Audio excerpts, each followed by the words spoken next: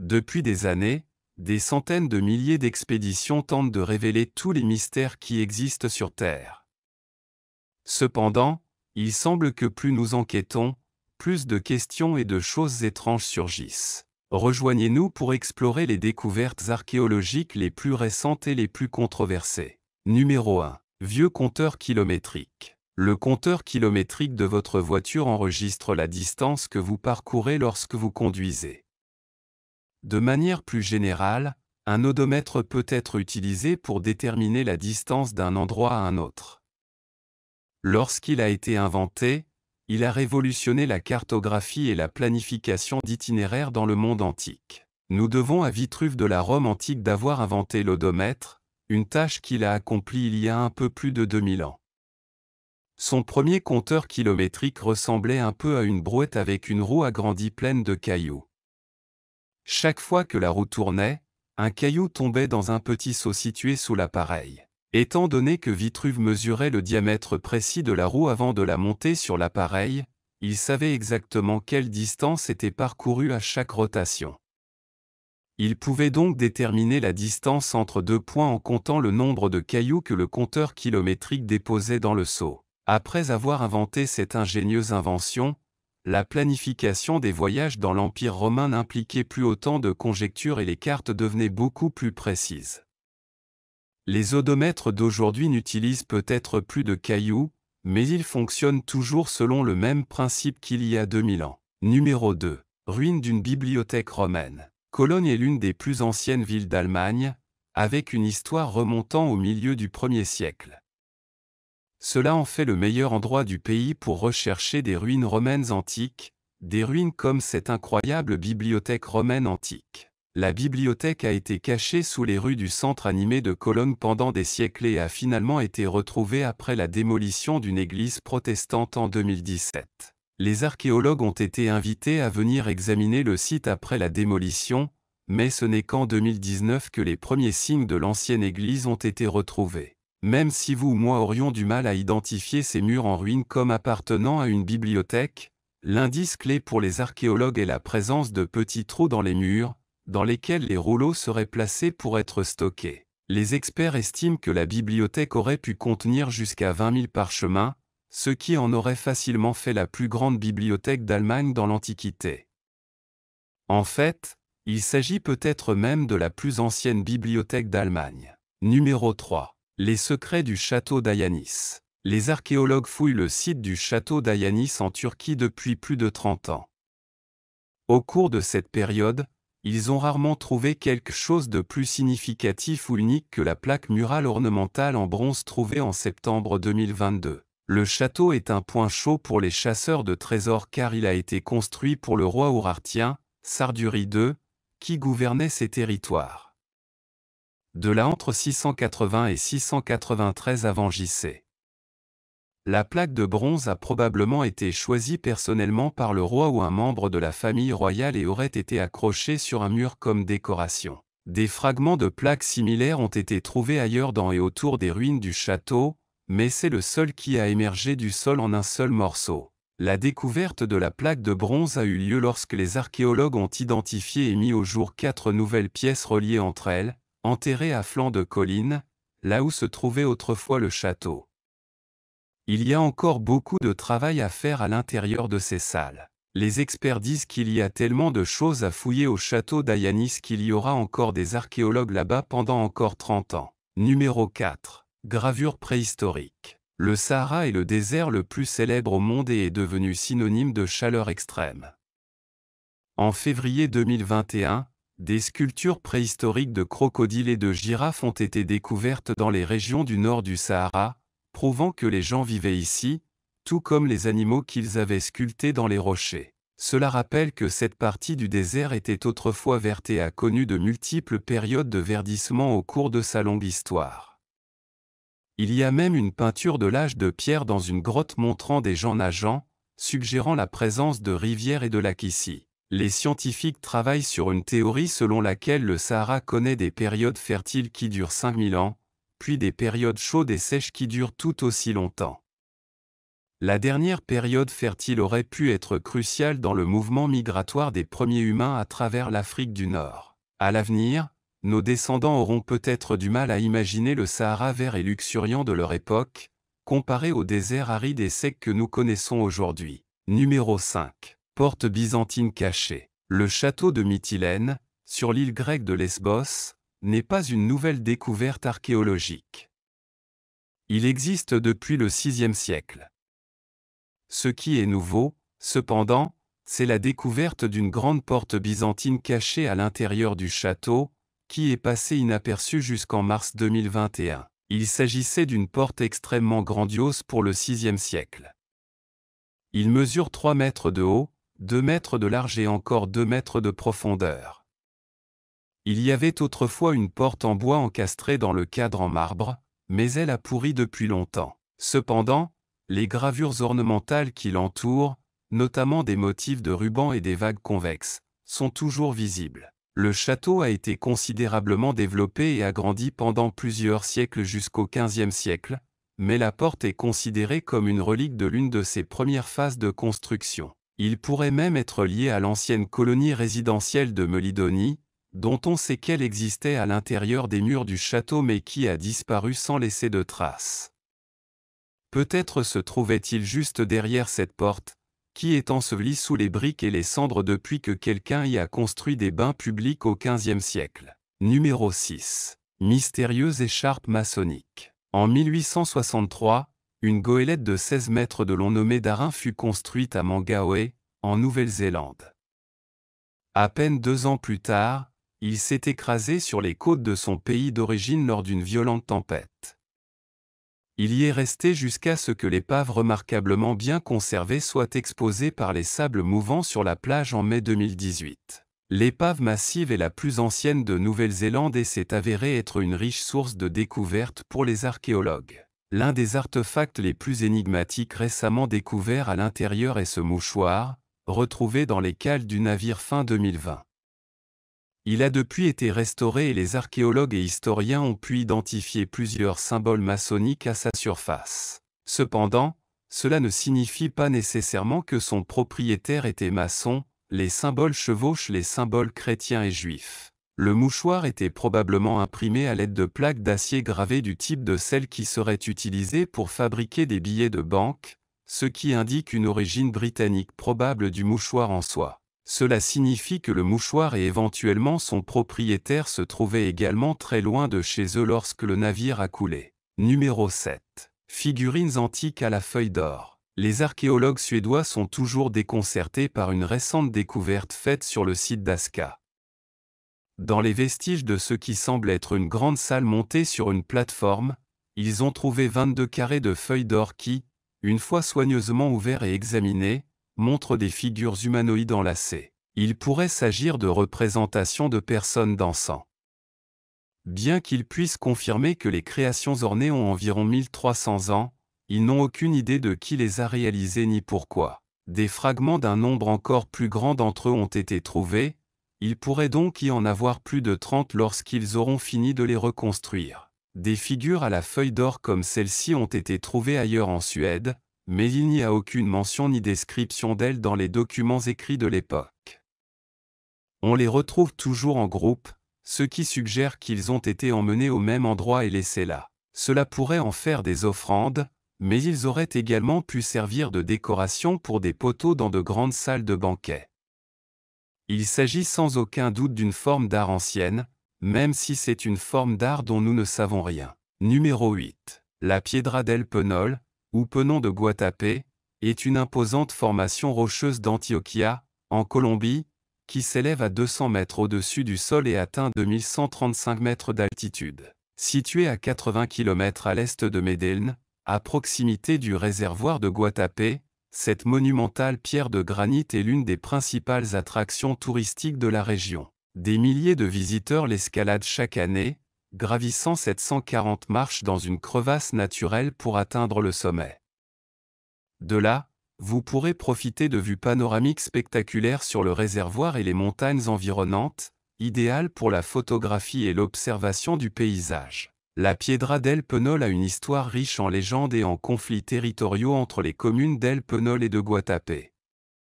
Il revêt également une signification culturelle et spirituelle pour les communautés autochtones locales. La région dispose d'une infrastructure touristique développée, comprenant des restaurants, des boutiques de souvenirs et des activités récréatives telles que la navigation de plaisance et les sports nautiques sur le réservoir. Cette combinaison de beauté naturelle, de défis physiques et d'installations touristiques fait de Piedra del Peñol une destination fascinante à explorer en Colombie. Numéro 9. Une vision de l'Inde, les statues et monuments de Warangal.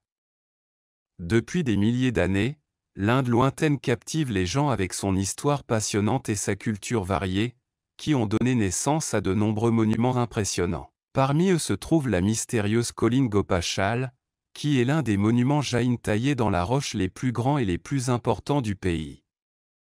Populairement connu sous le nom d'Ex-Bazar ki Babadi, le lieu est associé à plusieurs divinités hindoues. Selon les légendes, les dieux seraient intervenus dans la création des statues pouvant atteindre 18 mètres de haut qui entourent la colline de Gopashal, dont certaines datent du VIe siècle, époque où les possibilités techniques des hommes étaient limitées. Alors, comment des monticules et des statues aussi impressionnants ont-ils pu être creusés dans la roche?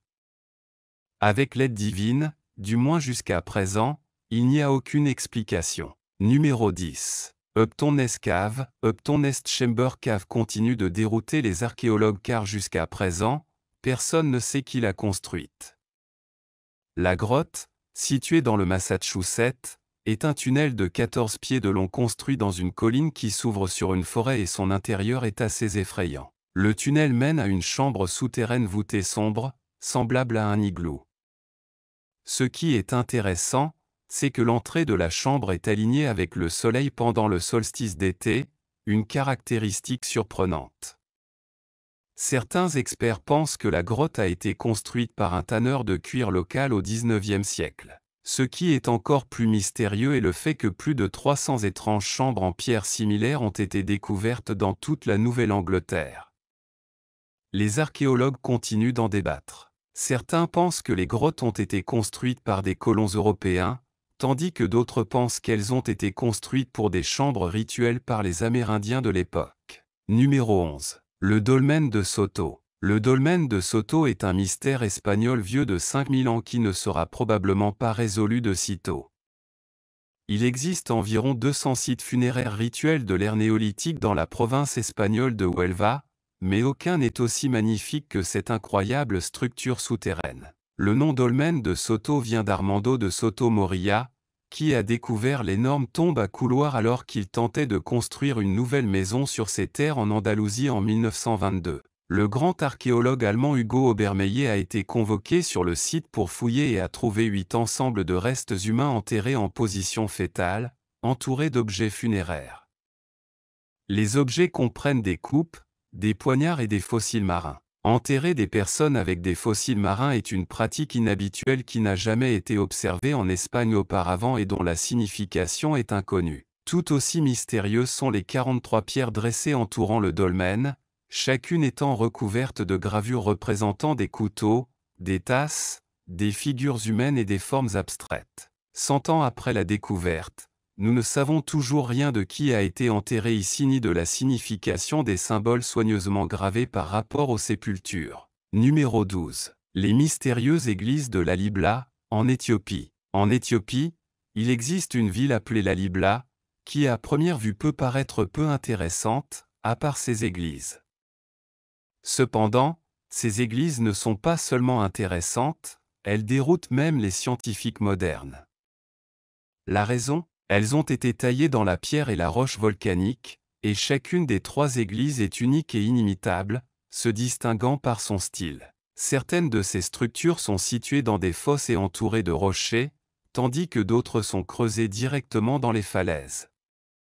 Selon les calculs des scientifiques, ils ont été reconstruits au XIIe et XIIIe siècle après JC et il n'a fallu que 25 ans pour les construire à partir de zéro. Cela soulève la question suivante. Comment les anciens habitants de l'Éthiopie, qui n'étaient pas connus pour leurs connaissances et leurs compétences avancées, ont-ils pu créer des églises aussi habiles et incroyables avec des outils primitifs en si peu de temps? Les chercheurs ne comprennent pas encore pleinement cette énigme, mais les habitants ont leur propre réponse, l'aide des forces divines. Selon la légende locale, des ouvriers ordinaires et des anges sont descendus sur Terre pour participer à la création de ces églises. La collaboration entre les humains et les êtres célestes a donné naissance à des monuments architecturaux qui restent aujourd'hui un mystère. En Afrique, il existe plus de bâtiments mystérieux que la plupart des gens ne le pensent, et les églises de l'Alibla constituent un trésor architectural unique sur le continent. Numéro 13. Les mystérieuses sculptures rocheuses de l'App Store. À l'âge de 30 ans, il a été victime d'un grave accident vasculaire cérébral qui l'a rendu sourd-muet et paralysé de la moitié de son corps. Pour se remettre de ce coup dur, il se retira sur les falaises de Rosenberg pour mener la vie d'un ermite. Ignorant les limitations physiques causées par l'accident vasculaire cérébral, il a commencé à sculpter des centaines de visages et de figures fascinants et grotesques dans la roche à partir de 1870.